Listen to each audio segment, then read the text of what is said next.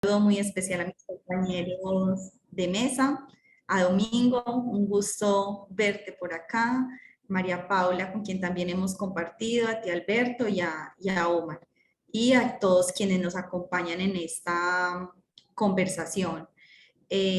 Para la escuela es muy importante poderles acompañar en estos espacios de reflexión, de deliberación en torno a temas de derechos humanos y particularmente frente al tema de la reparación colectiva al movimiento sindical, que hoy encuentra grandes desafíos y grandes retos en esta nueva coyuntura de este gobierno progresista. Bueno, quisiera compartir con ustedes como unas reflexiones preliminares, ¿cierto? Que nos abran como el espacio a la conversación frente al tema. Primero, hacer una reflexión sobre el sujeto sindical y el rol sindical. Creo que es un primer punto de partida para abordar este tema de la reparación, poniendo en consideración que el movimiento sindical colombiano ha sido un movimiento social de trabajadores y trabajadoras que ha luchado fuertemente, no solo por los derechos laborales y por las reivindicaciones de tipo gremial, sino que sus apuestas, sus agendas se han extendido de manera amplia hacia lo social, hacia lo político, hacia lo comunitario, hacia lo cultural, es decir, el papel del sindicalismo, más allá de la defensa de derechos, también ha sido una apuesta por la defensa en sí misma de la democracia, de la justicia social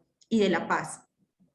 Y traigo esto a colación porque a menudo todas estas apuestas del sindicalismo, ¿cierto? Tanto desde lo nacional como desde lo territorial, donde tienen asiento cientos de organizaciones sindicales, se han visto obstaculizadas o se han visto permeadas por distintos obstáculos, ¿cierto?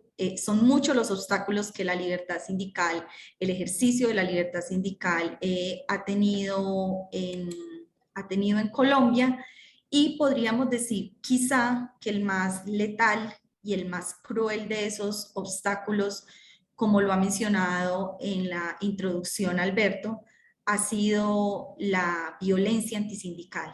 Y de mano con la violencia antisindical, la fuerte cultura antisindical que se ha expresado fundamentalmente en la estigmatización, ¿cierto? Llegando a unos niveles inimaginables que nos permiten decir, desafortunadamente, que lo que ha vivido el movimiento sindical colombiano no lo ha vivido ningún otro movimiento sindical en el mundo en términos de persecución y en términos de violencia, ¿cierto? Ha sido muy grave lo que ha ocurrido, más de 15.000 violaciones a los derechos humanos, ha sido realmente o ha representado una tragedia humanitaria, una crisis humanitaria para el movimiento sindical colombiano. Y digamos que esos dos asuntos, tanto el rol que ha desempeñado el sindicalismo, sumado a la violencia y a la estigmatización que ha tenido que enfrentar, son los dos asuntos de base, ¿cierto?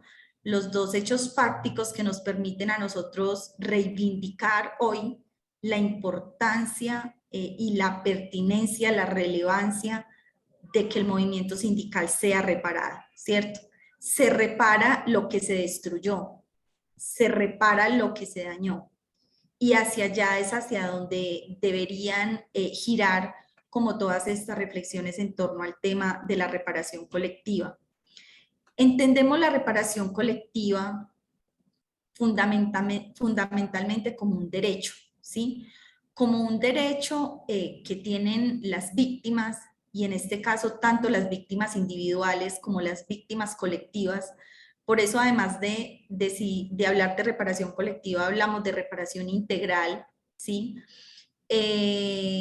A que se les restituyan esos derechos que fueron, y esas garantías que les fueron arrebatadas o que les fueron afectadas por causa de la violencia, ¿cierto? En este caso, de la violencia antisindical.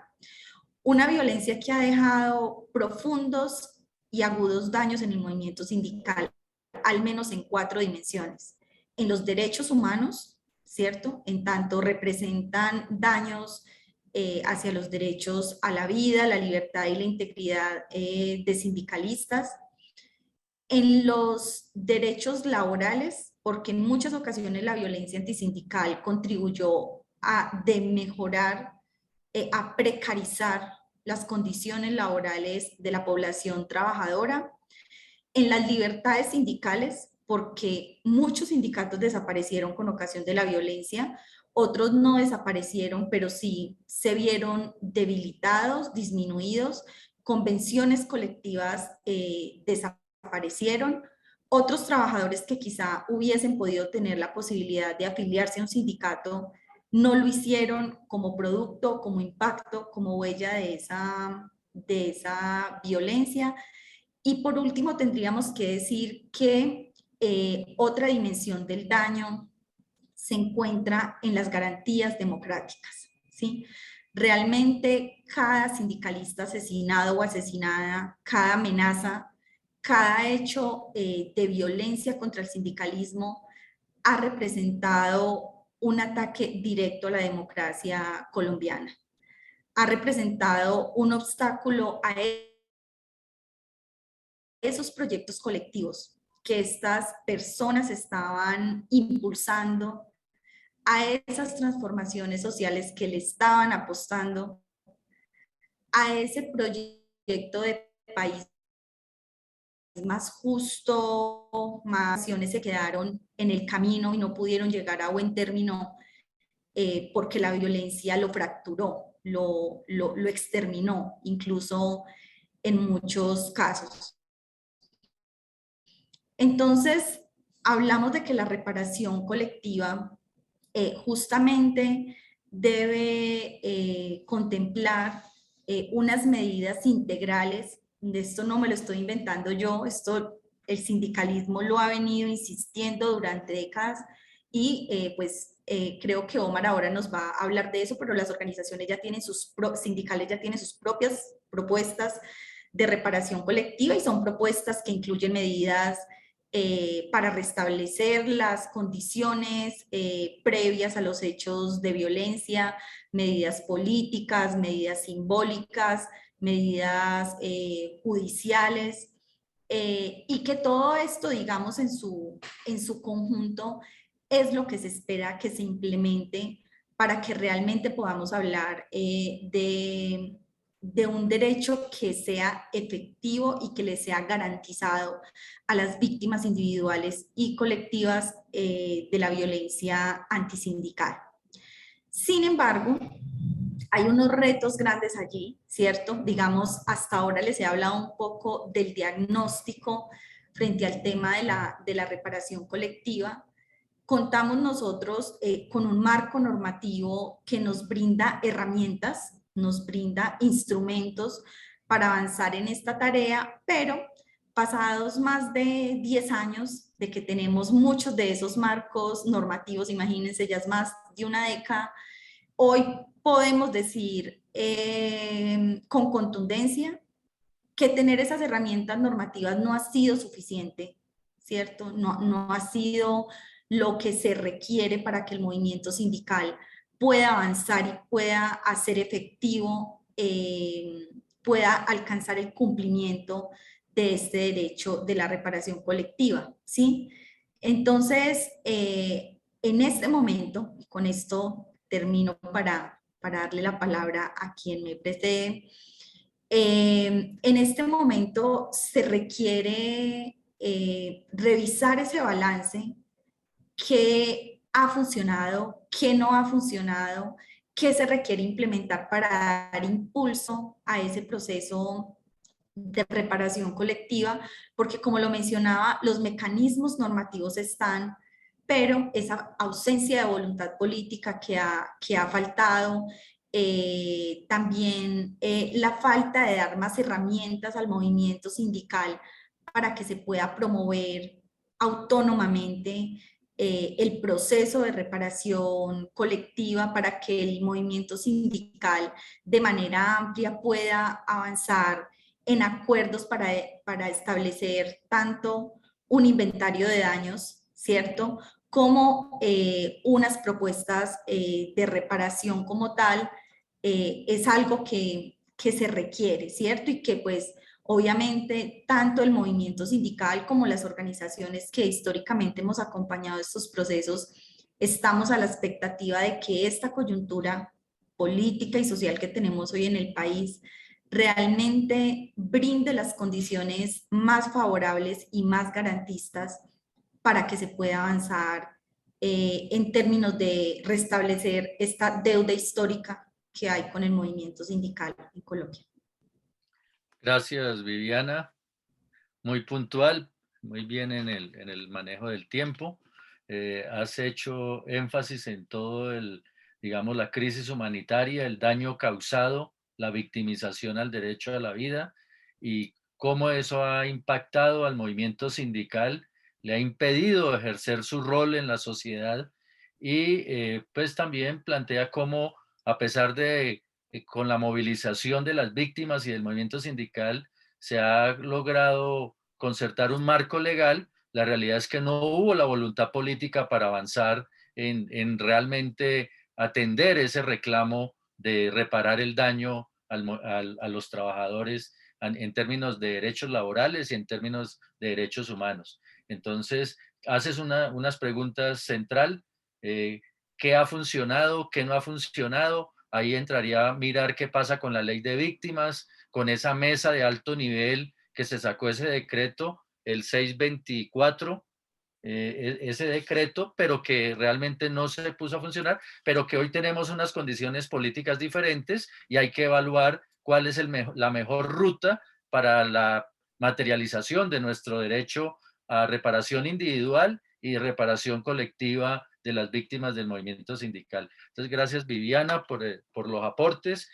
Nosotros estamos proyectando hacer un evento con todos los dirigentes regionales, un seminario de derechos humanos con los responsables de la CUT a nivel de las subdirectivas y los seguros que vamos a seguir trabajando este tema.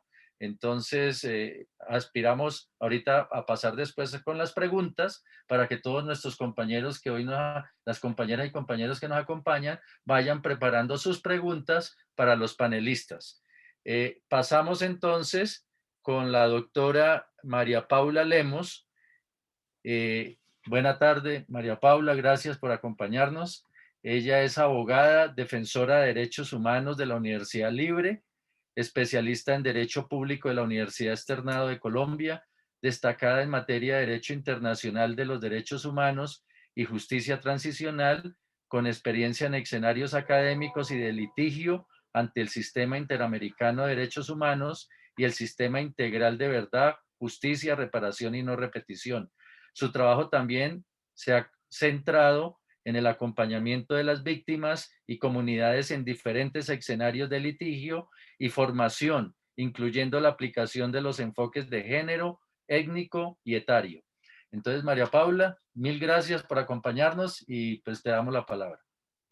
Muchas gracias, Alberto. Bueno, buenas tardes para todos y todas quienes se han unido. Muchísimas gracias a la CUT por esta invitación. Saludar también a los demás panelistas, con Viviana, que pues hemos trabajado ya anteriormente también en este escenario de todo lo que implica, pues no solamente la documentación de todos estos casos, sino también creo que de los daños y afectaciones que ocasionaron justamente los hechos victimizantes. Y también pues un saludo muy especial a Domingo. Bueno, yo...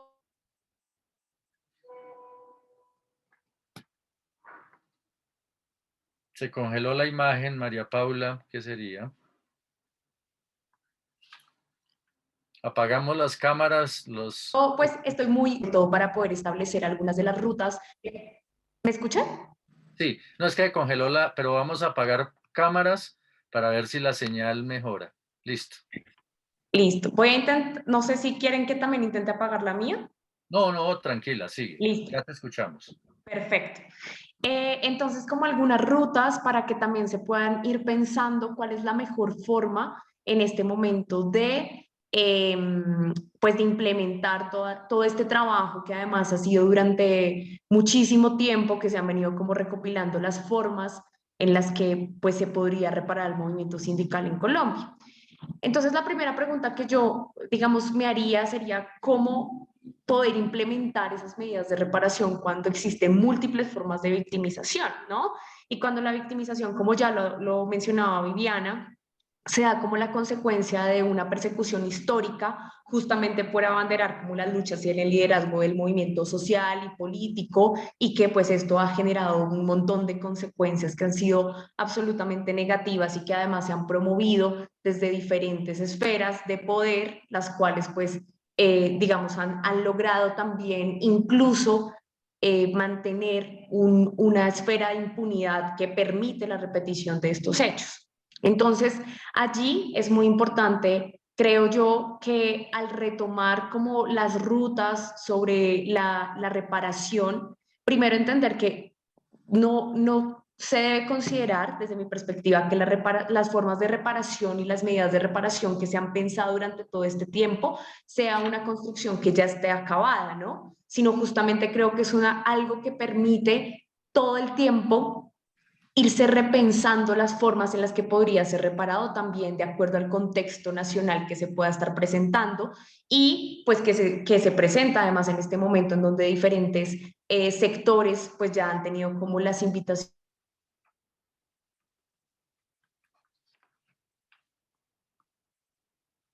Se congeló nuevamente la imagen. Apaga la cámara. Del diálogo y que podría también como, perdón.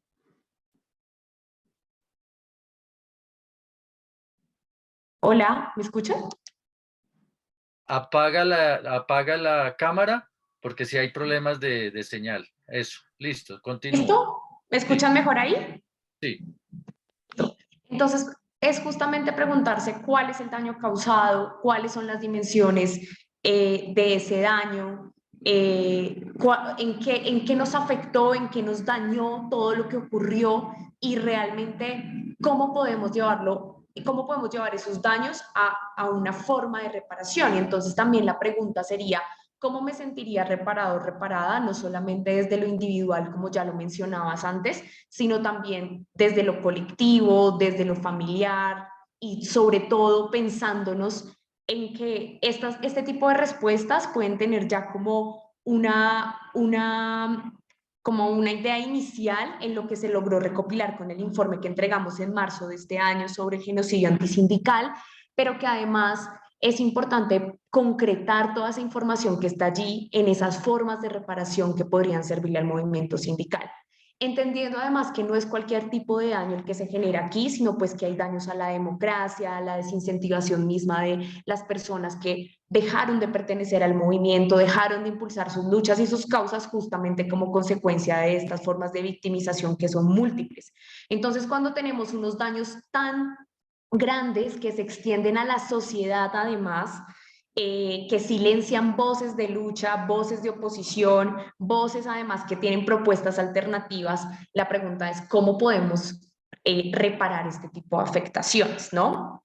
Y entonces, claro, tenemos unas múltiples formas de reparación que además han sido como una construcción desde los escenarios internacionales, desde la jurisprudencia que luego se adopta en una época acá en Colombia y se dice como las formas de reparación son la indemnización, la restitución, la rehabilitación, las medidas de satisfacción, las garantías de no repetición y allí entonces es empezar a explorar los caminos, es empezar a decir, el daño se dio de manera colectiva, concretamente, como les decía anteriormente, un ejemplo,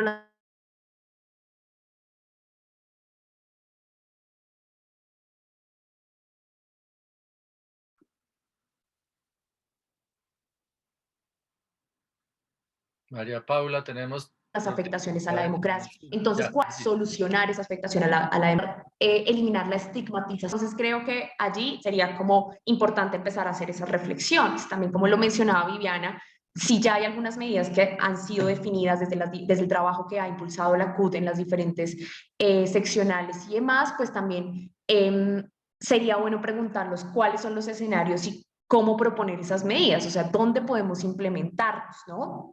Y creería que acá es importante empezar a explorar esas rutas nacionales e internacionales, pensarnos si vale la pena en este momento para el país empezar otra vez como a impulsar algunas rutas de diálogo, por ejemplo, lo que mencionabas anteriormente, Alberto, con respecto a la unidad de reparación y atención a las víctimas, o si, digamos, esto también debería ser un motivo de explorar en el área internacional, como por ejemplo en la Comisión Interamericana de Derechos Humanos, si realmente podríamos pedir, por ejemplo, una audiencia temática relacionada con esa reparación colectiva al movimiento sindical en Colombia, también un poco recogiendo lo que decía Viviana, y es que la victimización al movimiento sindical en Colombia es algo que no tiene precedente y por tanto podría ser un tema de interés a nivel regional y algo que también nos permita, como en unas recomendaciones, lograr una ruta de atención en donde se logren implementar esas medidas. A mí también se me ocurre algo diferente a esas rutas, digamos ya de tipo como más administrativo, y es qué va a ocurrir en la Jurisdicción Especial para la Paz, ¿no? Porque si bien la propuesta inicial y la propuesta que se ha mantenido es la apertura de un macrocaso que estudie la violencia antisindical en Colombia, lo cierto es que con la apertura del macrocaso 08, que se dio a conocer esta semana, pues algunos de los hechos de violencia antisindical pueden estar enmarcados dentro de este macrocaso. Y entonces allí lo que se manifiesta dentro de la Jurisdicción Especial para la Paz es todo un escenario de unas medidas con un componente restaurador y reparador que en efecto tienen pues un carácter colectivo, ¿no? Entonces irse pensando si eso sería un escenario que les gustaría explorar o no, a partir igual de la priorización que hace la Jurisdicción Especial para la Paz, que son en unas zonas muy concretas, que es el Gran Magdalena, que incluye los departamentos de Guajira, Cesar y Magdalena, Montes de María, algunas zonas del Meta, el Guaviare, Antioquia, Caguán, Florencia y Magdalena Medio. Si allí se podría dar una suerte de ruta en donde se inicie el procedimiento, en donde comparezcan algunos responsables, donde se termine, donde en algún punto este procedimiento lleve a la determinación de responsabilidades y que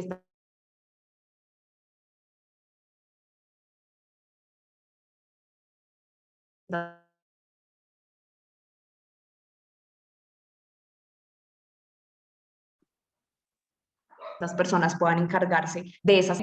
Sería bueno explorar posteriormente un macrocaso. Creo que eso es importante. Después de esa determinación de hechos y conductas que se le hace a los responsables, pues viene todo un proceso de restauración del daño, en donde hay una participación muy amplia de los movimientos, donde hay una participación amplia de las víctimas y donde se pueden proponer esas medidas de reparación y de restauración.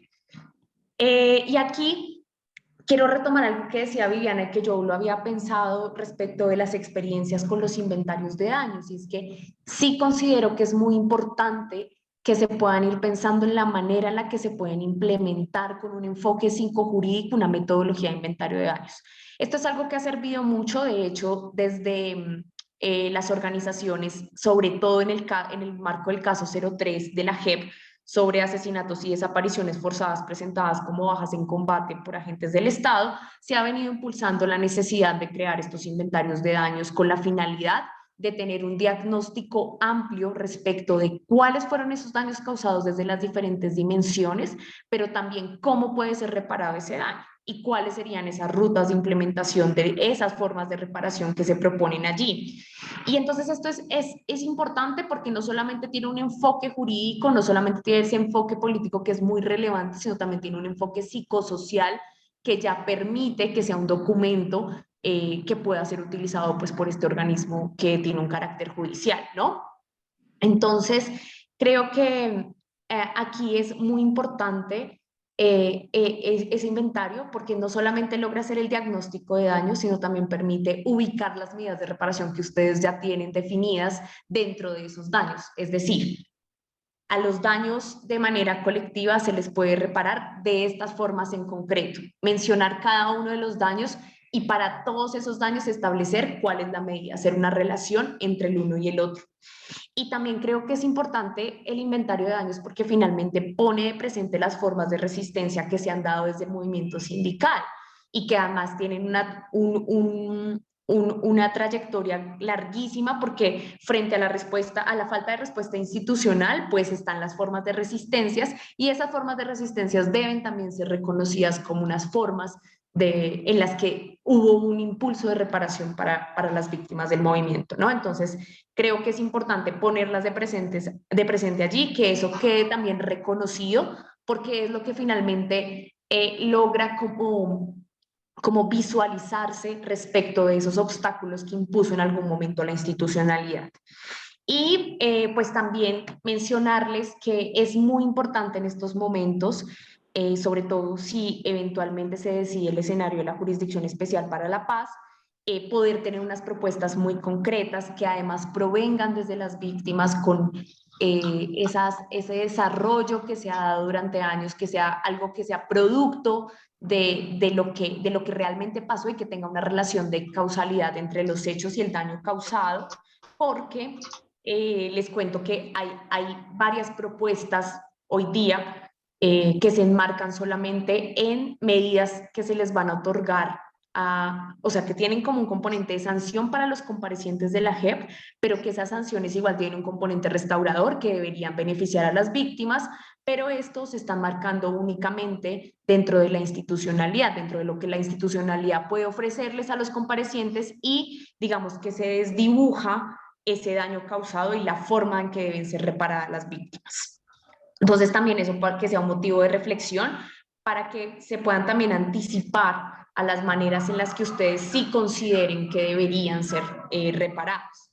Y también yo creo que haría una invitación para poder como nutrir esas formas de reparación que ya sé que han sido motivos de discusión, que hay algunas ya definidas, y es cómo benefician las recomendaciones de la CEF, de la Comisión de Esclarecimiento de la Verdad,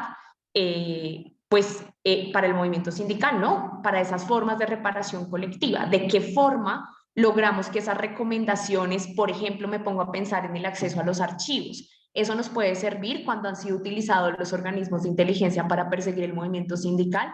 Podría servir de alguna manera que se accedan a los archivos y que esos archivos sean públicos para que la gente conozca la verdad. Esto podría ser una forma de reparación o incluso cómo pensarnos incluso los temas de doctrina, incluso el reconocimiento que se hace sobre el enemigo interno, que también obviamente ahí estaba estigmatizado el movimiento sindical. Entonces creo que en la actualidad tenemos otro tipo de instrumentos que nos permiten nutrir las formas de reparación que ya en algún momento se han discutido y restablecer más bien, porque los diálogos ya se establecieron en algún punto, pero restablecer los diálogos y las rutas para poder implementarlas. Dejaría por ahí. Muy bien, doctora María Paula, de verdad que nos abrió digamos, unas propuestas muy amplias para todos los que estamos en esta tertulia, en esta conversación. Estamos más de 40 compañeros, muchos de ellos de dirigentes y líderes de las organizaciones sindicales, y yo creo que ellos recogen estas preguntas y estas propuestas. Pero ha sido muy clara en decir que estamos en momentos de repensar las formas de reparación. O sea, este es un momento en que podemos materializar, avanzar en la posibilidad de que tenemos un gobierno que reconoce a las víctimas, que reconoce el conflicto, que sabe que para obtener la paz total tenemos que avanzar en reparar a las víctimas individual y colectivamente, y como ustedes dicen, a los familiares. Muchos de ellos, sus hijos, nietos, han pasado sin ser reparados durante décadas, y creo que es la oportunidad de las víctimas de materializar ese derecho a verdad, justicia, reparación y no revictimización. Entonces, por eso observo que has presentado varias propuestas muy valiosas.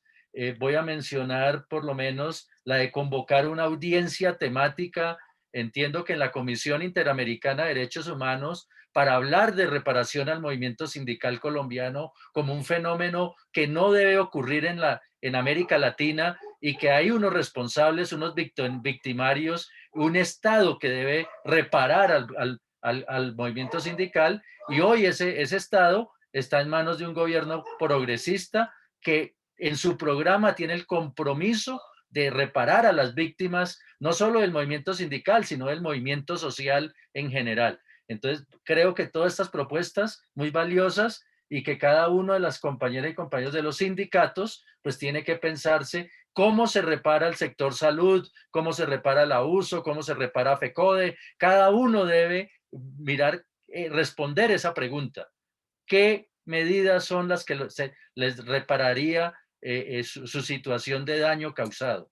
Entonces, me parece muy especial esta explicación y por eso hemos tenido esa alianza entre la CUT y las organizaciones defensoras de derechos humanos y en este caso el CAJAR. De verdad que agradecemos el acompañamiento de muchos años, de Jessica, del doctor Eduardo, de todos que nos han acompañado en este proceso. Entonces, damos paso, por motivos de tiempo, a que avancemos con nuestro compañero Domingo Tovar.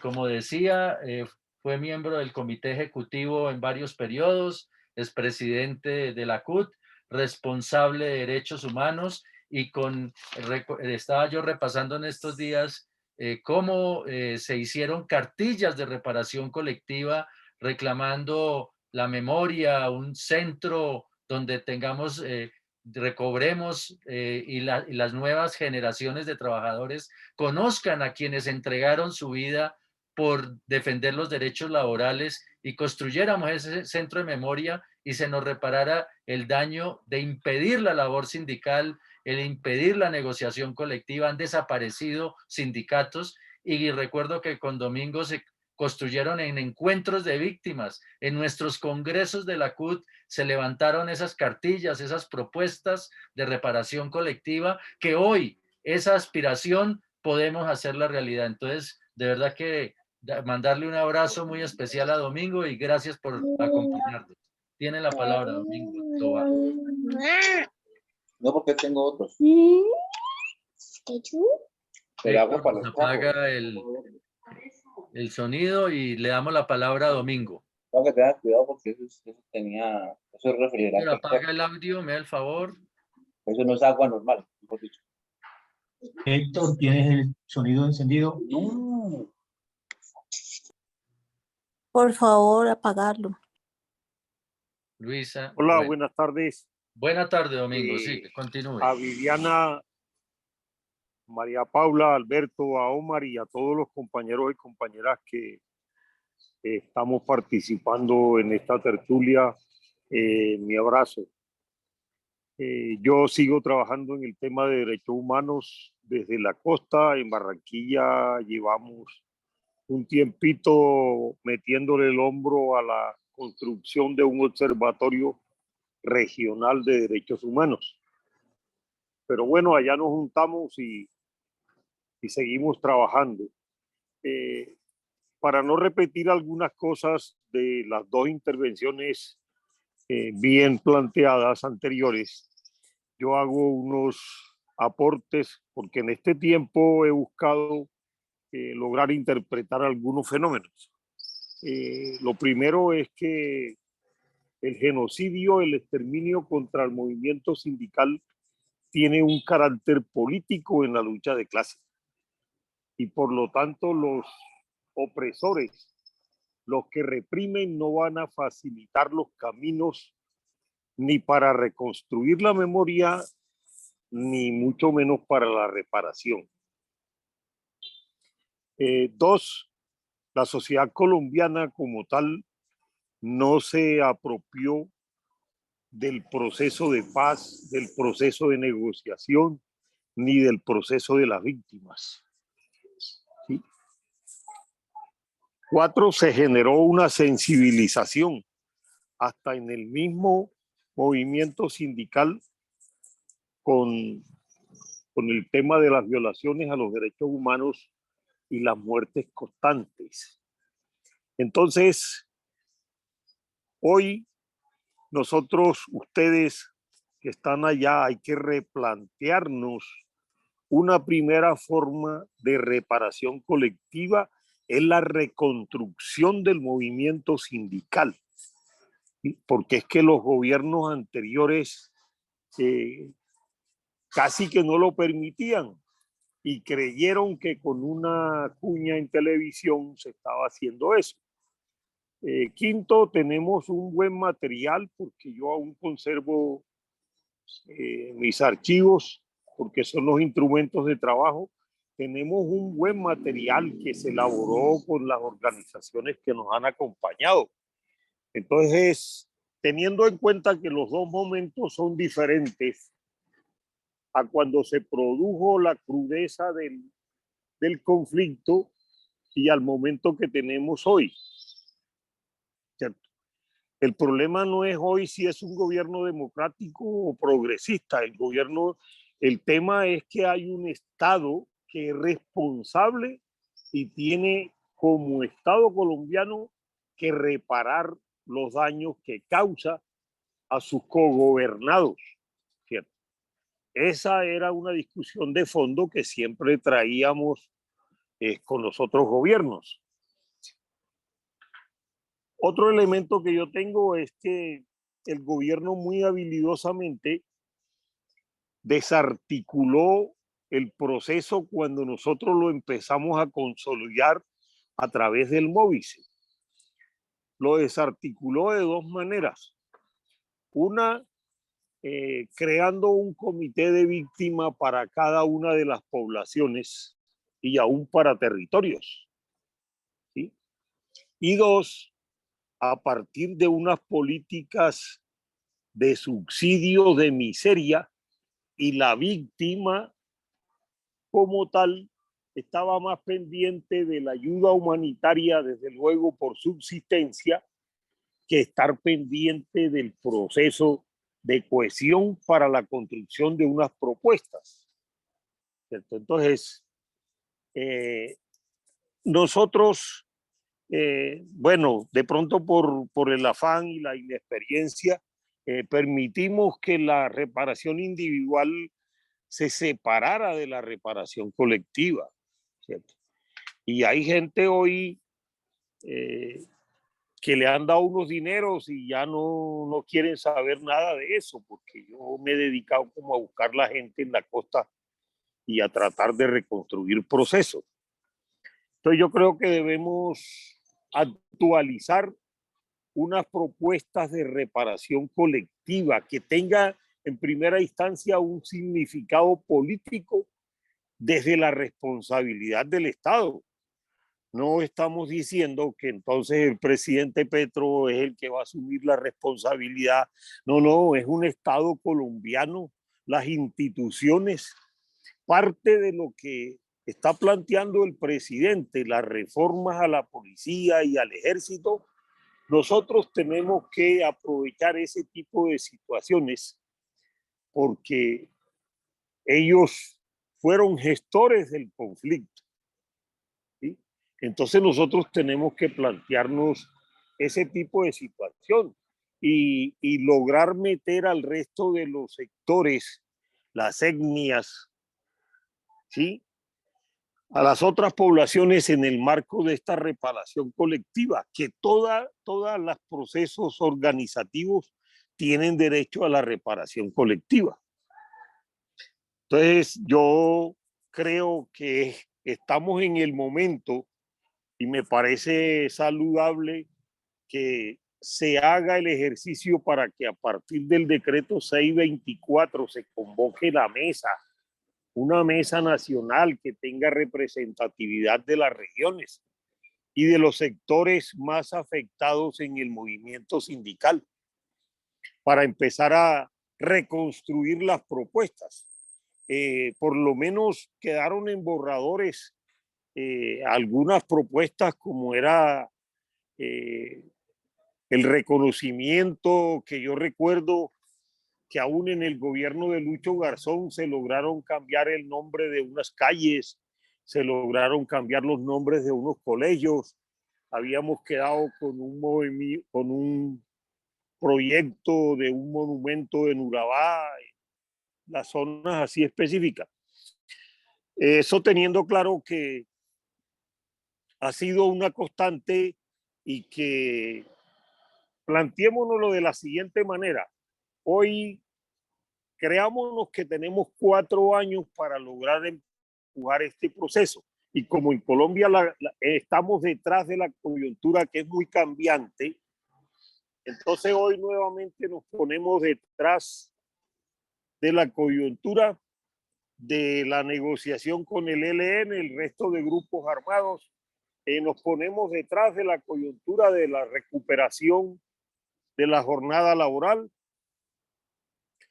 Y entonces uno se da cuenta cómo la política de derechos humanos como política de Estado, el gobierno de Duque la fue sepultando.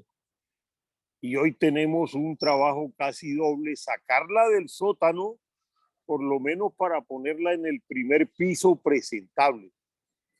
Y esto toca una labor de sindicato en sindicato, porque nos vamos a encontrar que es posible que ya la gente que estaba en el sindicato, que vivió el grueso de la violencia, que perdió a los compañeros, que perdió a las compañeras, ya no estén en el movimiento sindical. ¿Sí? Entonces, la base nuestra para empezar a discutir esta reparación colectiva tiene que ser recurrir a la memoria que hemos trabajado durante tantos años. Todo el trabajo valioso del colectivo, de la escuela, de todos los organismos, más el que trabajamos en la CUT desde cuando estuvo Jesús González. Y hay que tomar para eso es la memoria. Sí, la memoria es para recordar, pero también es la base para la elaboración de las propuestas en construcciones y transformación, porque la justicia restaurativa lleva consigo la transformación y el fortalecimiento. Yo sigo buscando, no lo tengo claro.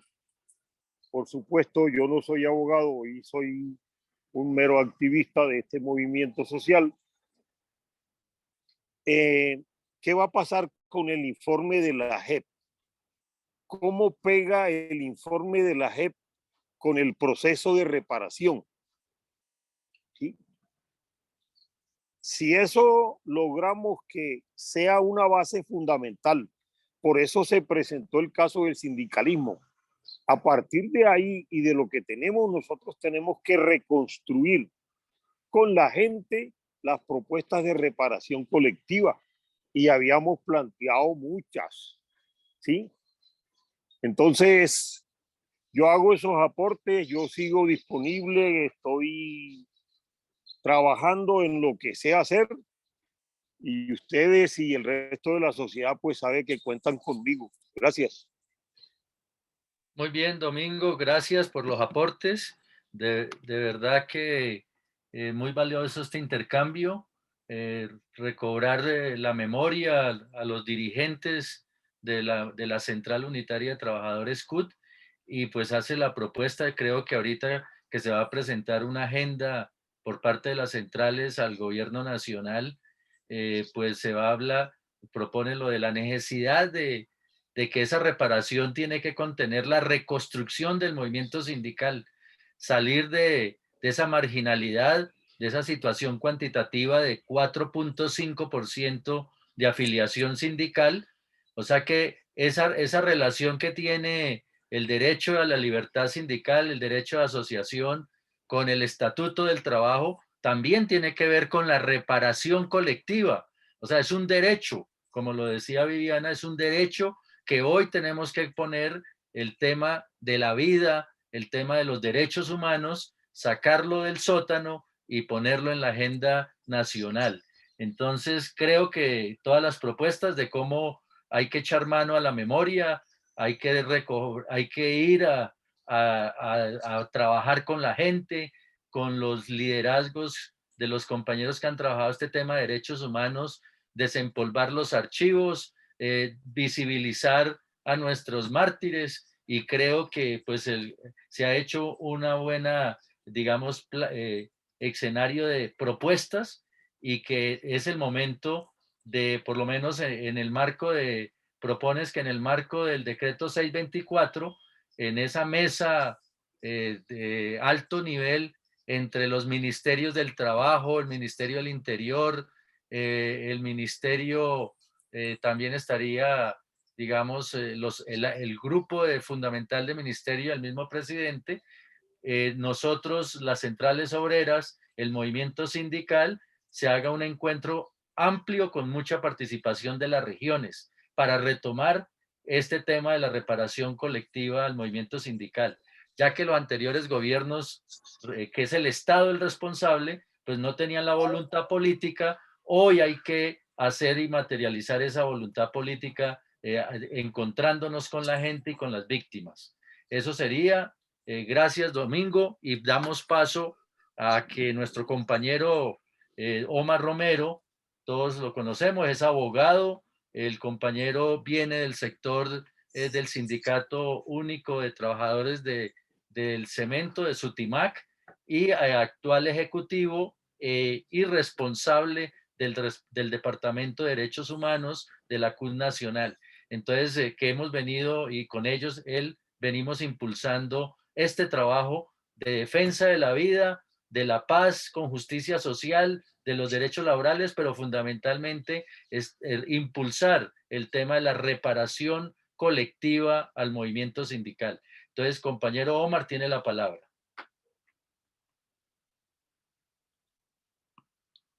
Omar. Buenas tardes para todos. De parte del Departamento de Derechos Humanos y personal mío, las condolencias para el compañero Domingo Tovar, dirigente de una gran trayectoria sindical que hizo y fue director del Departamento de Derechos Humanos y inclusive presidente de la CUT. Les damos las condolencias. En segundo lugar, como ya estamos prácticamente de acuerdo al tiempo, que ya son las 12:01, simplemente me voy a permitir, de acuerdo a todo lo que han planteado todos los demás compañeras y compañeros con relación a la situación, pues indudablemente hay que mirar el contexto en el cual se trabajó todo un informe que se entregó a la Comisión de la Verdad, que ahí muy detalladamente se mira los patrones, las causas y consecuencias que llevaron efectivamente a que el movimiento sindical fuera estigmatizado, perseguido, señalado y asesinado a muchos dirigentes sindicales como tales. Y eso nos va a servir como tarea. Yo les dije al movimiento sindical que retomen el informe de la Comisión de la Verdad, que lo miren, lo analicen, y de verdad que ahí se hace un poco de historia del movimiento sindical a nivel de Colombia y qué fue lo que verdaderamente pasó y que todavía sigue pasando. Hay que decirlo, tenemos un nuevo gobierno, pero con otras perspectivas diferentes, pero que efectivamente está esa raíz todavía impregnada en el movimiento sindical de lo que maneja la derecha y capitalismo, en este caso como enemigos internos, que siempre han pensado que el movimiento sindical es que acaba las empresas y acaba las organizaciones como tal, y no es así. Antes, por el contrario, estamos para construir y mejorar las condiciones de los trabajadores en sí. Entonces, no me meto mucho más a eso, pero sí voy a mirar lo que hemos venido trabajando, no solamente desde ahora, hay que decirles que es un trabajo ya demasiado, desde mucho tiempo atrás, desde hace 2014, antes del 2014, 2011, cuando la ley 1448 se dio la vigencia pues que regula lo concerniente a las medidas de atención y asistencia y reparación integral de víctimas del conflicto armado interno. A partir de ahí pues, se comienza a trabajar indudablemente y se han recogido una serie de elementos que sirven. No está todo terminado, como lo decía la compañera ahora, son propuestas. Esperamos que tengan el eco en la medida en que este gobierno muestre voluntad política, porque creemos que está mostrando voluntad política y que efectivamente podamos sacarlas adelante en esta situación. Porque con los demás gobiernos, a pesar de que la ley, el decreto 624 del 2016 estableció unas mesas de diálogo y de conversaciones con el gobierno, pues simplemente se hicieron dos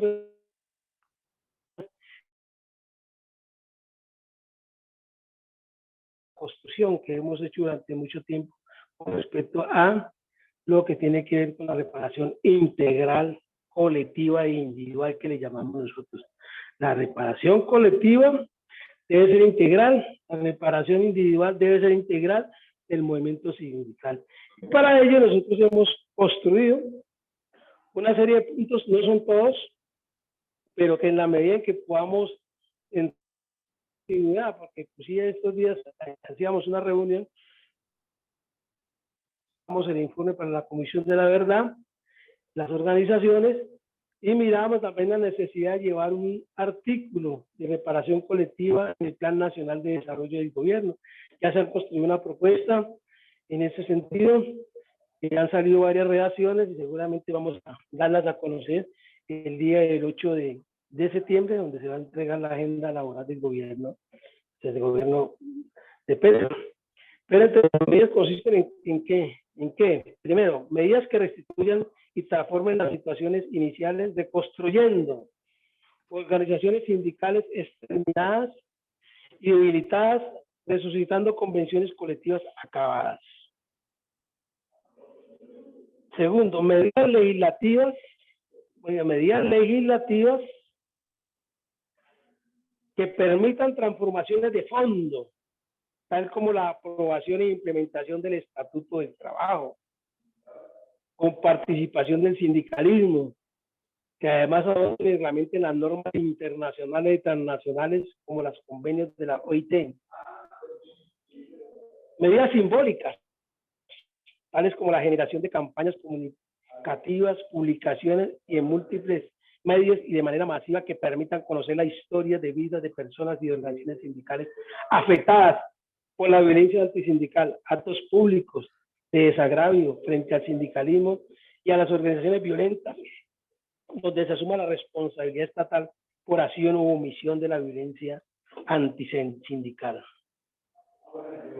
Medidas de reparación judicial, como una política eficaz de superación de la impunidad.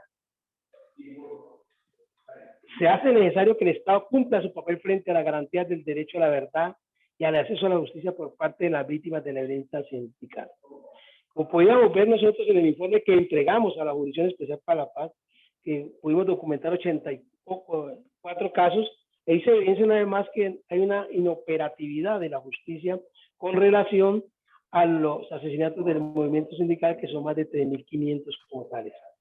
En los derechos a la verdad, con su dimensión de memoria histórica y de memoria viva y transformadora, la justicia con la identificación y sanción de los determinadores de los crímenes, la reparación integral con la identificación plena del daño individual y familiar y colectivo, la restitución de derechos individuales y colectivos, construcción de tejidos sociales y sindicales a nivel territorial, nacional y sectorial. El Estado debe dar pleno cumplimiento a las recomendaciones de organismos internacionales que conducen a detener la violencia contra el sindicalismo, adoptar medidas eficaces con la impunidad y promover programas de protección efectivas a líderes sindicales. La promoción del diálogo social, hoy ya se viene hablando del diálogo social por parte de la ministra de Trabajo, pero seguramente hay que profundizarlo con efectivo cumplimiento, no solamente es hablar de diálogo y decir estas cosas, pero el hecho es que hay que hacerla efectiva, el cumplimiento de los acuerdos que se han suscrito con las organizaciones sindicales. Muchos acuerdos se hicieron, pero ninguno se cumplieron, entonces hay que retomarlo en esta parte de la reparación colectiva del movimiento sindical para que efectivamente el gobierno y el Estado respondan por esta situación. Y esos grandes acuerdos que hay, pues van a ser banderas también en la parte de la reparación colectiva y en la parte de lo que tiene que ver con la agenda laboral que le vamos a presentar al gobierno de Petro. Realizar compromisos del Estado y del empresariado para la no repetición de hechos de violencia y de superación de prácticas de estigmatización contra el sindicalismo. Otra parte hay que tener en cuenta, de todo lo que he planteado, es que tenemos un reto grande, y yo lo llamaría hasta peligroso, porque la justicia transicional estableció los parámetros para que se diera y se reconstruyera la historia de lo que ha pasado en nuestro país de 1954, pero que efectivamente hoy está corriendo peligro, porque hay una contraofensiva de la oligarquía de este país, y en especial de Centro Democrático, en cabeza del señor Álvaro Uribe Vélez, que quiere desvirtuar este informe que ha sacado la Comisión de la Verdad, que se quedaron muchas cosas, pero que de verdad es un informe muy ajustado a la realidad misma de lo que vivió el movimiento sindical y social en nuestro país.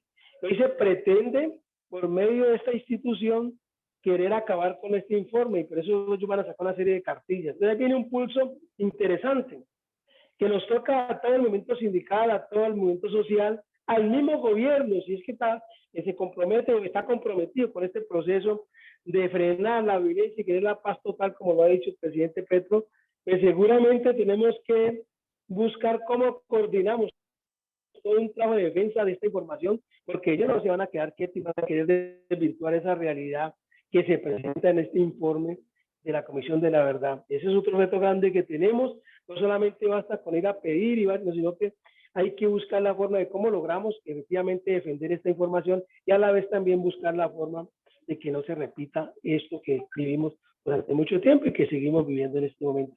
Solamente esas palabras quería yo con esta parte, pero de verdad, o sea, es interesante que tengamos en cuenta y hacerle seguimiento a todo el proceso de lo que tiene que ver con la campaña de reparación colectiva e individual del movimiento sindical y a la vez del movimiento social. Muchas gracias, Alberto. Bien, muy amable, Omar, de verdad. Creo que ha apuntado a temas centrales, como es el tema de la lucha contra la impunidad, cómo avanzar a un escenario de no revictimización, de paz. O sea, estos temas de vida no es que solamente bajen los asesinatos, sino realmente avanzar a unas condiciones para toda la sociedad y todos los sectores sociales victimizados de la paz con justicia social, o como lo ha llamado el gobierno de Gustavo Petro, la paz total. Entonces, creo que también has presentado la necesidad de que avancemos a medidas legislativas como el Estatuto del Trabajo. Eso va de la mano. Ese tema de los derechos laborales son también derechos humanos, y creo que ese concepto integral de los derechos humanos también significa una reparación integral. O sea, son varias facetas del daño causado. O sea, el daño causado es muy amplio. Es individual, es colectivo, es laboral, es en el derecho a la vida. Son muchos factores los que se han dañado y se ha impedido el accionar sindical. Entonces me parece fundamental, y cómo generar esa gran movilización por la reparación colectiva, esa organización de las víctimas sindicales, pero también las víctimas del movimiento social en general. Entonces, gracias, Omar, por esos aportes, y seguimos en unidad de trabajo para impulsar estas aspiraciones de los trabajadores. Entonces, los compañeros han preguntado en el chat, agradecemos la participación de más de 45 compañeras y compañeros en el espacio de reparación colectiva, en esta tertulia. Nosotros cada 15 días desarrollamos estos temas fundamentales sobre los derechos humanos de los trabajadores, y programaremos, vendrá una tertulia sobre el Estatuto del Trabajo, pero hoy vamos a abrir el espacio a las preguntas. Los compañeros han preguntado en el chat si hay un espacio para las preguntas. Claro que sí, compañero. Entonces vamos a ver quién ha solicitado la palabra para que los panelistas nos pueden decir a quién está dirigida la pregunta. Entonces abrimos el espacio para preguntas. ¿Quién nos solicita la palabra?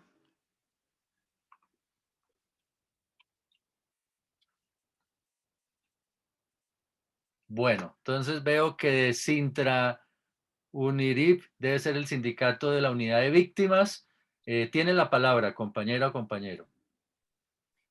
Buenas tardes, compañeros, compañeras. Les habla Ledis Múnera, presidenta nacional del Sindicato de Trabajadores de la Unidad para la Atención y Reparación a las Víctimas. Dejar un par de mensajes para todos y todas. Primero, agradecer el espacio, la invitación, el diálogo que tuvimos afortunado con Alberto y Dori hace un par de meses en Bogotá. y que bueno, nos acercó mucho más a la CUT. Eso es lo primero. Lo segundo, pues poner al servicio de este ejercicio que vienen adelantando sobre el proceso de reparación colectiva nuestra organización sindical. Nuestra organización sindical pues ha tenido, como casi todas las organizaciones sindicales de las entidades públicas que hemos estado en una abierta oposición a la manera como el gobierno anterior ha implementado las políticas públicas, incluyendo la de víctimas. Hay dos retos para la Unidad para la Atención y Reparación a las Víctimas directamente ligados a este tema que estamos tratando y que quiero dejarlo simplemente como reflexión. El primero es que como organización sindical hemos sostenido públicamente que ha habido un debilitamiento político y de enfoque diferencial, territorial y poblacional del modelo de reparación colectiva al interior de la Unidad para la Atención y Reparación a Víctimas, y ese es un reto de la administración que inicia. El segundo, una desarticulación de la unidad con la JEP, la Unidad de Búsqueda de Personas Desaparecidas, y con la Comisión de la Verdad. Allí también hay víctimas para poder avanzar en una reparación integral. Son muchos los retos, pero creo que estos dos que hemos venido sosteniendo como organización sindical al interior de la unidad están allí. Estamos en total disposición de trabajar con ustedes en lo que este sindicato pueda servir para avanzar en el proceso de reparación colectiva. Al igual, pues, como lo señalaban algunos, hemos vivido estos años un proceso de restricción de derechos de quien debía reparar o liderar la reparación del movimiento sindical y un no cumplimiento también de acuerdos colectivos. Para contarles cuál ha sido un poco el ambiente en la unidad y que también hay un trabajo que hacer frente a esos temas. Entonces, aquí estamos atentas frente a las tareas y seguir participando en estos espacios. Muchas gracias, Alberto. Muchas gracias, compañera presidenta de Sintra-UABRI. Me disculpa si no lo pronuncio perfecto, pero el sindicato de los trabajadores y trabajadoras de la unidad de víctimas y sus aportes. De verdad que la reflexión, ese intercambio como movimiento sindical, pues nos ayuda en el sentido en que somos organizados, en que tenemos una unidad de objetivos. Entonces creo que es el momento de tener mayor encuentro y mayor unidad y que, como dice, se integre más a la CUT como nuestra central. Entonces, agradecer sus palabras y le damos el espacio ahorita al compañero que aparece, No Más Plata para los Banqueros. Tiene la palabra.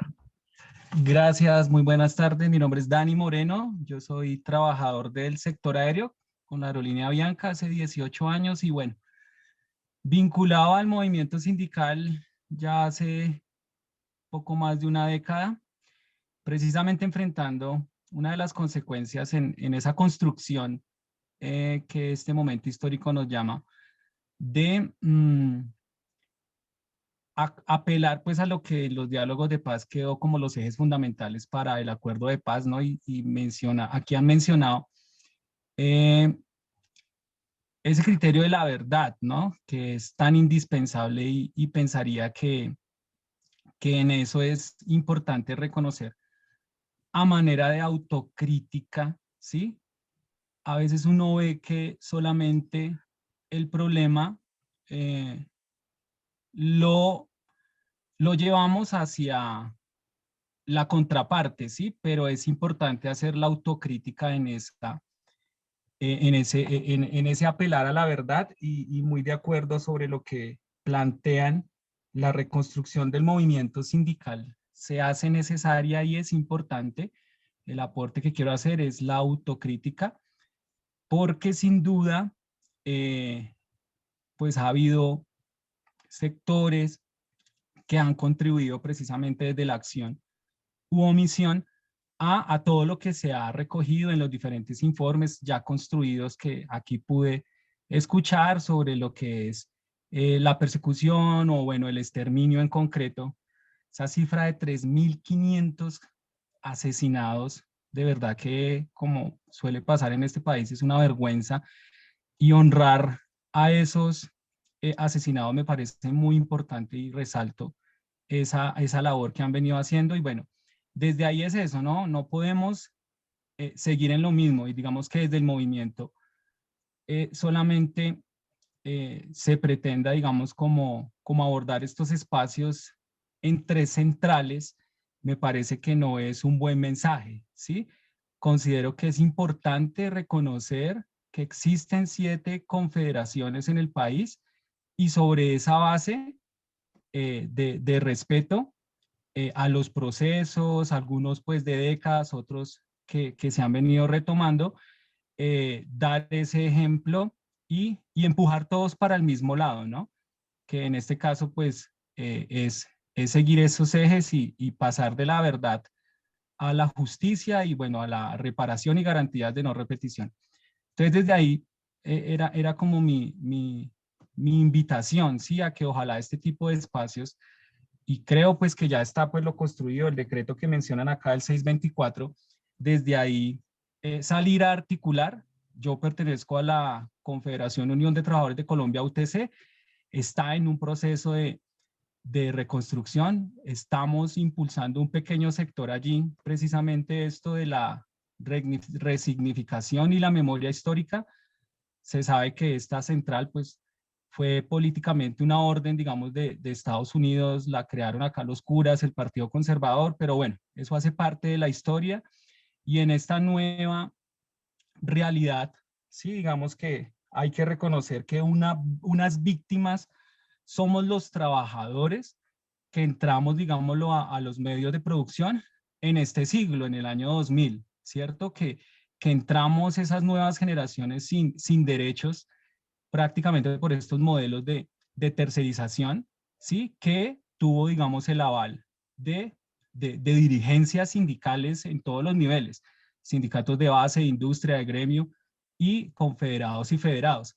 Entonces, desde ahí no tanto con el ánimo de sentir pues un ataque, o ese no sería mi intención, sino de precisamente eso, ¿no? Ver esa memoria histórica, asumir las responsabilidades que hay dentro del movimiento y construir en unidad de acción para, pues hombre, sacar este país adelante y sumarnos a ese llamado de transformar la sociedad desde ahí, ¿no? Desde el respeto, desde la postura pues diferente, pero pues sobre la línea del respeto al trabajo como un derecho, y bueno, que los trabajos dignifiquen a las personas, los puestos de trabajo y sean justos, ¿no? Sobre esos ejes. Agradezco el espacio, muchas gracias. Sí, bueno, muy bien. Buena tarde, el compañero Dani Moreno. Para eso son estos espacios de diálogo, de formación en derechos humanos. Y no sé si hay otro compañero que tenga una pregunta para darle paso a los panelistas que quieran expresarse sobre estas inquietudes. Entonces, ¿algún otro compañero o compañera que está en la sala tiene alguna pregunta?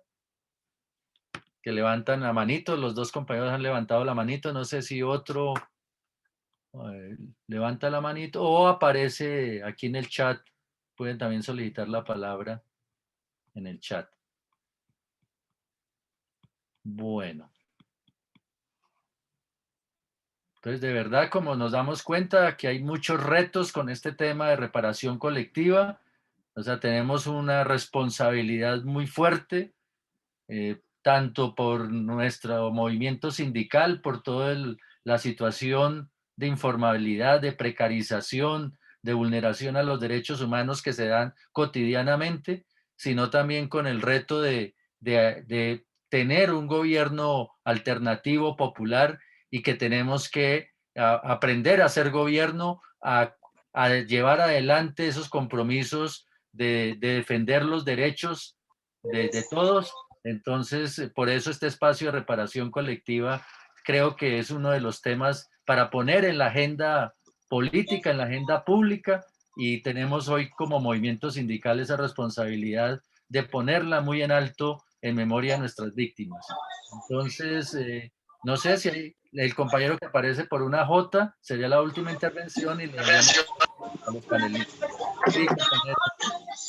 compañera Claudia Tavera. Tiene la palabra para la pregunta. Sí, tiene la palabra Jorge Ramos, entonces. Hay un sonido de fondo allí que no... Sí, la compañera Claudia nos apaga el micrófono y le damos la palabra al compañero Ramos. Buenas tardes, apreciados compañeros. En este importante espacio de conversación sobre uno de los aspectos más fundamentales de este país, quizás es la crisis de dirección del movimiento sindical. Yo parto de allí, yo me identifico con lo que plantea el compañero Dani Moreno, que me precedió en el uso de la palabra. Creo que debemos ser autocríticos, creo que gran parte de la responsabilidad de estas masacres y este raquítico crecimiento del movimiento obrero y campesino popular, pues es producto realmente de la dirección burocrática de las centrales obreras, compañeros. Si nosotros vemos realmente quienes han sido dirigentes de estos sindicatos, de estas centrales obreras, vemos que ellos se han perpetuado prácticamente en esta dirección. Hemos visto, por ejemplo, cómo han pasado la Comisión de Concertación de Políticas Laborales con el gobierno y con los empleadores. Prácticamente ha sido una farsa que ha hecho que año tras año se han recibido golpes también de tipo económico, la imposición de todas estas políticas neoliberales, de masacres laborales, de privatizaciones de los tratados de libre comercio, es producto de que no se utilizan mecanismos de democracia directa, sino que se están utilizando los mismos mecanismos de la corrupta y democracia representativa de la burguesía, ¿no? Realmente se han prácticamente olvidado las asambleas generales de trabajadores, por ejemplo, para superar la profunda crisis que se expresa en el fraccionamiento de los sindicatos en las diferentes empresas. Eso es una tarea central también de los dirigentes de las centrales obreras. Ir realmente en cada una de estas empresas a la convocatoria de asambleas generales para que sean las bases quienes diriman las diferencias entre los dirigentes sindicales y no existan, como en el caso del sindicato de la DIAN, por ejemplo, donde hay 19 sindicatos, para no hablar del IMPEC, donde creo que hay alrededor de 70 sindicatos. Esa fragmentación es una expresión de la crisis y eso es correlativo realmente con los 3.500 muertos de dirigentes sindicales o de sindicalistas que se han dado en los últimos 20 años. Entonces debemos ser autocríticos, debemos democratizar realmente el sindicalismo aquí en nuestro país y a luchar por una sola central unitaria de trabajadores para presentar un pliego unificado de trabajadores que sea debatido en asamblea regional y defendido frente al gobierno nacional, ¿cierto? Que sean 2 millones o 3 millones de trabajadores realmente los que defiendan ese pliego en lugar de estar presentando 3.000 pliegos regionales. Esa es la finalidad realmente de organizarse en unas centrales obreras. No hay sindicatos de industria. Estas centrales obreras apenas agrupan el 4% de los trabajadores, se han perpetuado, militan en los partidos del sistema, en los partidos de este Estado que con su terrorismo pues, ha asesinado estas cosas. Que uno ve, por ejemplo, el presidente de la CUT, Francisco Maltés, me voy a atrever a decirlo, aunque esto pues desate algunas arremetidas contra mí. Francisco Maltés es el partido de César Gaviria, el que empezó con toda la política neoliberal con el uribismo. Es del partido de Santo, el ministro de guerra o de defensa de Uribe, implicado en los 6.400, más de 6.402 jóvenes asesinados realmente del partido de Vargas Lleras. Y así todos estos dirigentes sindicales no representan a los intereses de los obreros y los campesinos. Entonces me identifico con lo que plantea el compañero Dani Moreno, en el sentido de que debemos ser autocríticos.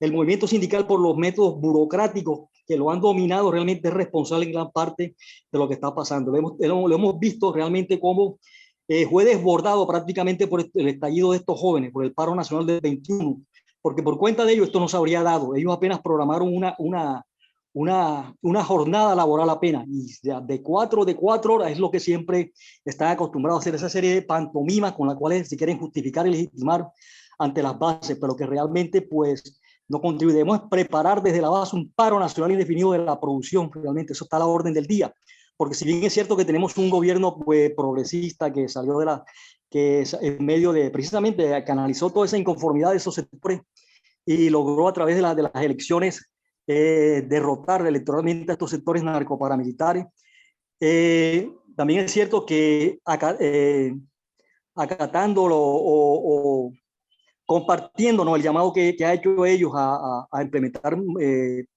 mecanismos de democracia directa como son los diálogos regionales y los mandatos populares, debemos meternos dentro de eso. Hoy estamos asistiendo también al caso pues, del tratamiento que le han dado también a los compañeros del Cauca, ¿no? Prácticamente pues se les está acusando como si ellos fueran los responsables de la violencia, cuando ellos son las víctimas realmente de la violencia latifundista, realmente el permanente hostigamiento que han sufrido de parte de esta oligarquía y principalmente esa rancia oligarquía ultrarreaccionaria azucarera del Valle del Cauca. Y estamos viendo pues algo decepcionante, ¿no? Las declaraciones de la compañera Francia Márquez, a quien yo he admirado y respetado y apreciado mucho, ¿no? Porque hasta hace pocos días era una lideresa realmente que se había enfrentado a esta oligarquía de azúcar Manuelita, que refina el mejor azúcar del país, de la iglesia católica y de todos estos sectores reaccionarios. Entonces, compañero, es mediante la democratización realmente de las centrales obreras como podemos realmente, con la participación desde abajo en Asamblea General, en mecanismos de democracia directa, podemos realmente empezar realmente a superar esta profunda crisis del sindicalismo y esta masacres que ha sufrido el movimiento sindical. Gracias. Bueno, muy bien. Ese es el espacio de expresión. Muy bien, compañeros. Habrá espacios para que nos organicemos los trabajadores, espacios sobre la unidad, sobre la democracia. Pero bueno, le damos paso a Domingo, que ha solicitado la palabra, y damos ya respuesta o expresión a los panelistas. Gracias, Domingo. Tiene la palabra. Gracias, Alberto, y a todos y todas. Hombre, lo primero es que de una manera muy fraterna invitar al compañero que me antecedió a que organice un poco las ideas. Hay cosas que sí son válidas dentro de la autocrítica, pero el movimiento sindical es el reflejo de la concepción política de los trabajadores y trabajadoras colombianos y colombianas. Entonces hay liberales, hay conservadores, hay de centro, hay de izquierda, y no se puede señalar a un dirigente sindical por el hecho que sea liberal o conservador. ¿Sí? Entonces, si bien es cierto, el movimiento sindical está en crisis, que es parte de la crisis que vive la sociedad, no tenemos responsabilidad, queda como en el aire en el tipo de la violencia que se ha arremetido contra el movimiento sindical. Aquí los responsables directos han sido el Estado a través de los distintos gobiernos y las instituciones. Los trabajadores lo que hemos es dado nuestra vida evitando ese tipo de situaciones. Entonces, sí es válida la crítica del proceso organizativo del movimiento sindical, pero es una discusión que se debe hacer por la base. El compañero citó un ejemplo. ¿Cuáles son los móviles que han llevado a la proliferación de sindicatos? El fuero sindical, ¿sí? Y ese no es responsabilidad de los dirigentes, porque el que no queda de una vez se monta un sindicato. Pero bueno, eso es parte del proceso de reconstrucción de la sociedad. Y vamos a seguirnos encontrando. Lo interesante es que podamos levantarle el ánimo a las víctimas en su totalidad, y en el caso específico del movimiento sindical, empecemos a retomar las propuestas, y empecemos a darle el valor que eso tiene por la dignificación y la memoria de nuestros compañeros y compañeras. Un abrazo a todos ustedes, gracias. Muy bien, Domingo. No sé si alguna compañera, Viviana, la compañera Lemus, también María Paula, quisiera decir algo, pero ante todo agradecerles sus grandes aportes y de verdad ha sido un espacio que en el tema de reparación colectiva ha sido muy enriquecedor, y creo que pues vamos a seguir convocándonos para atender este tema de la vida. O sea, hemos dicho y lo jalonamos que estamos comprometidos con este gobierno, Colombia, potencia mundial de la vida. Y de verdad que hemos luchado para que no nos asesinen, nos hemos movilizado y hoy tenemos la oportunidad de que cese esa horrible noche. Entonces, de verdad que este espacio de derechos humanos es para todos, para todas, y de verdad que Viviana tiene alguna expresión. Tienes el espacio. Tiene la palabra, Viviana. Tienes apagado el micrófono, no se te escucha.